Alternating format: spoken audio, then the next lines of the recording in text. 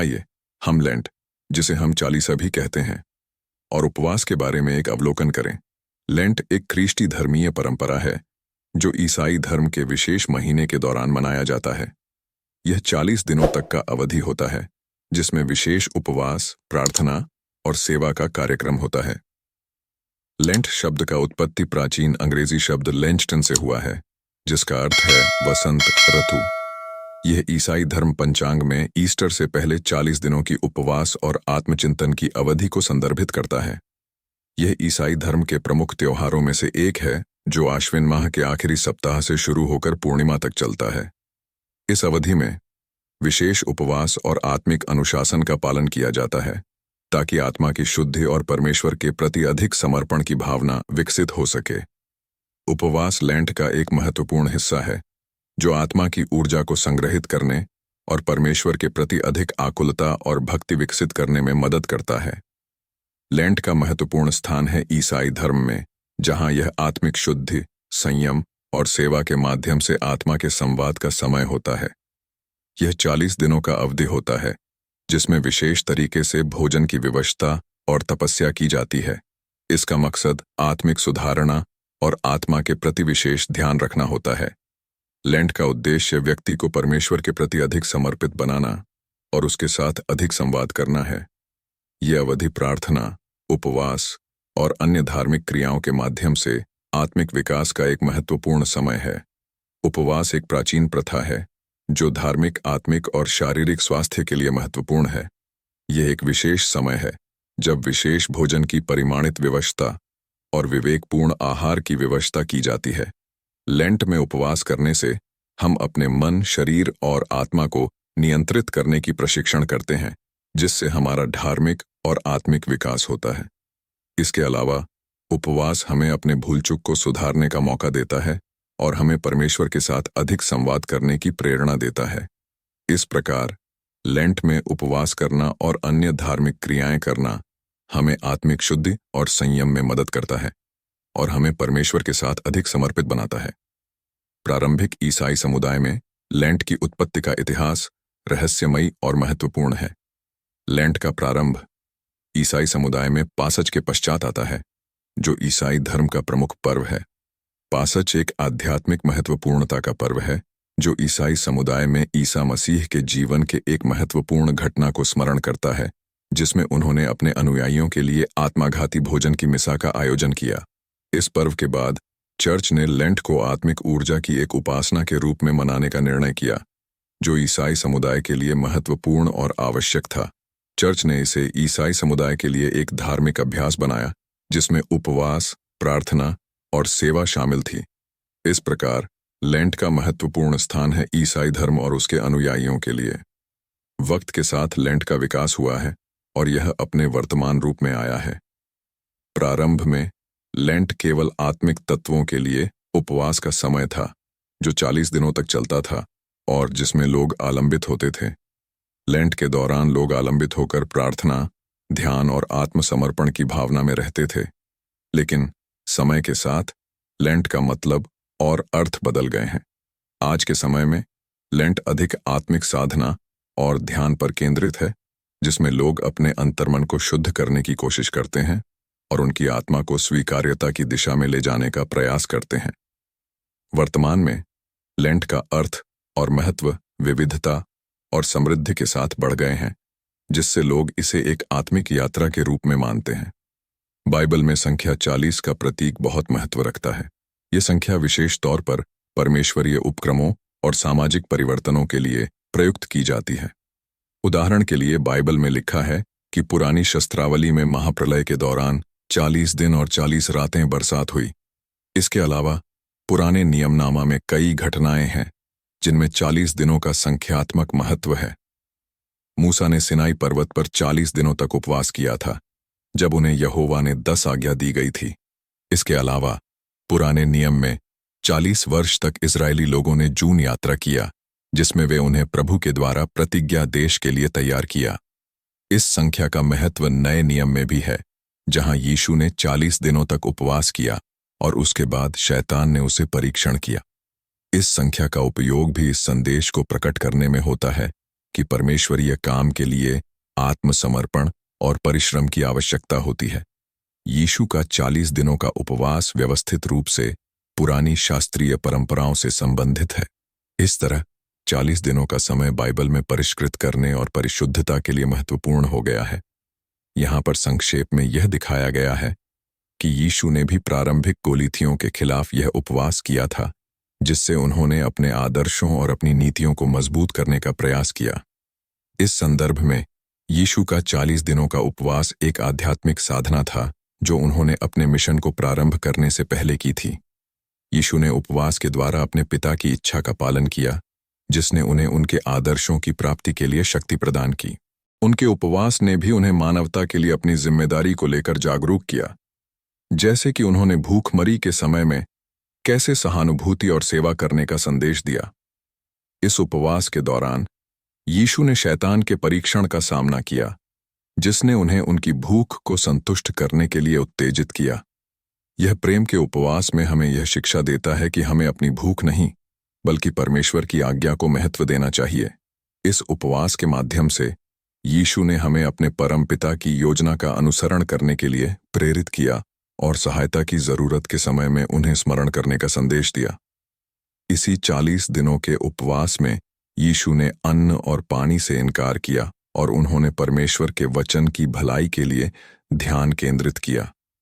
इस उपवास का मुख्य उद्देश्य यह था कि यीशु ने अपने पिता की इच्छा का पालन किया और अपने विश्वास को मजबूत किया। इस प्रकार यहाँ हमें देखने को मिलता है कि 40 दिनों का समय बाइबल में एक महत्वपूर्ण और प्रभावी संदेश को संकेतित करता है, जो हमें आत्मा और शारीरिक स्वस्थता के लिए सुनिश्चित करने के लिए महत्वपूर्ण है। यीशु का 40 दिनों का उपवास एक आध्यात्मिक साधना था जो उन्होंने अपने मिशन को प्रारंभ करने से पहले की थी। यीशु ने उपवास के द्वारा अपने पिता की इच्छा का पालन किया, जिसने उन्हें उनके आदर्शों की प्राप्ति के लिए शक्ति प्रदान की। यहाँ यीशु के उपवास पर उनकी शिक्षाओं का विस्तृत वर्णन है। 1. समर्थन की भावना। यीशु ने उपवास को वास्तविक समर्थन और सेवा का एक माध्यम माना। उन्होंने बताया कि अधिकार की भावना या आत्ममुग्धता के साथ उपवास करना व्यर्थ है। उन्होंने सिखाया कि हमें दयालुता और सेवा भावना के साथ उपवास करना चाहिए। 2. ध्यान का महत्व। यीशु ने ध्यान को उपवास का महत्वपूर्ण अंग माना। उन्होंने सिखाया कि ध्यान और प्रार्थना के माध्यम से हम अपने परमेश्वर के साथ अधिक गहराई से जुड़ सकते हैं। 3. आत्मसमर्पण। यीशु ने उपवास के माध्यम से आत्मसमर्पण का संदेश भी दिया। उन्होंने सिखाया कि हमें अपने आप को न्याय और धर्म के मार्ग पर समर्पित करना चाहिए। 4. संयम और विनम्रता। यीशु ने संयम और विनम्रता को उपवास के माध्यम से बढ़ावा दिया। उन्होंने सिखाया कि हमें भोजन और जीवन की अन्य सुखों पर नियंत्रण रखना चाहिए और इससे हमारा आत्मिक विकास होगा। 5. उपवास के द्वारा यीशु ने हमें यह सिखाया कि हमें अपनी भूख को नहीं, बल्कि परमेश्वर की इच्छा को पूरा करने के लिए उपवास करना चाहिए। उन्होंने बताया कि उपवास एक आध्यात्मिक साधना है जो हमें परमेश्वर के साथ और उनकी इच्छा के लिए प्रेरित करती है। यीशु के उपवास के संदर्भ में यह बात भी माननीय है कि उपवास एक आध्यात्मिक अभ्यास है जो हमें परमेश्वर के साथ और उनकी इच्छा के साथ अधिक जोड़ता है। उपवास के माध्यम से हम अपनी भूख, वांछाओं और शारीरिक आवश्यकताओं पर नियंत्रण रखकर अपने मन, शरीर और आत्मा को पवित्र और शुद्ध रख सकते हैं। यह हमें आत्मिक विकास के लिए एक अवसर प्रदान करता है और हमें परमेश्वर के साथ अधिक संबंधित बनाता है। उपवास के माध्यम से हम अपने मन, शरीर और आत्मा की निगरानी करते हैं और उन्हें पवित्र रखने का प्रयास करते हैं। यह हमें शारीरिक और मानसिक तौर पर स्वस्थ बनाता है और हमें उच्च आदर्शों और मूल्यों की ओर ले जाता है। उपवास एक ऐसा साधन है जिससे हम परमेश्वर के साथ और उनकी इच्छा के साथ अधिक जुड़ सकते हैं और उसकी सेवा में अधिक सक्षम हो सकते हैं। इसके अलावा उपवास हमें दूसरों की जरूरतों को समझने और उन्हें सहायता प्रदान करने के लिए भी प्रेरित करता है, जिससे हम अन्यों के साथ दयालुता और साझेदारी का अनुभव कर सकते हैं। इस प्रकार उपवास न केवल हमारे आत्मिक विकास का साधन है, बल्कि एक सकारात्मक समाज के निर्माण में भी महत्वपूर्ण योगदान देता है। प्रार्थना और ध्यान करना उस समय में जब हम उपवास कर रहे हों बहुत महत्वपूर्ण है। हमें ईश्वर के प्रति अपनी श्रद्धा को साझा करना चाहिए और उनके साथ अधिक संवाद में रहने का प्रयास करना चाहिए।